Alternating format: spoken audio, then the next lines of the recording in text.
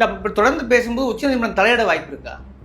இல்லை, தொடர்ந்து அவங்க அதாவது நேரடியாக உச்ச நீதிமன்றத்தை இப்படி பொதுவாக பாராளுமன்றம் தான் பேசி நேரடியாக நீதிபதிகளை அவமதிக்கும் விதமாக பேசினா கண்டெம்ட் ஆஃப் கோர்ட் ஆக்ட் இருக்கு, அது மேலே நடவடிக்கை எடுக்க முடியும். I find it inconceivably intriguing that some have recently reflected that constitutional offices can be ceremonial or ornamental. Nothing can be far distant from a wrong understanding of role of everyone in this country, constitutional functionary or a citizen. According to me, a citizen is supreme because a nation and democracy are built by citizens. உச்ச நீதிமன்றம் என்பது அரசியல் சட்ட உரிமைகளின் பாதுகாவலன் அப்படின்னு கான்ஸ்டியூஷன்ல, guardian of the fundamental rights supreme court.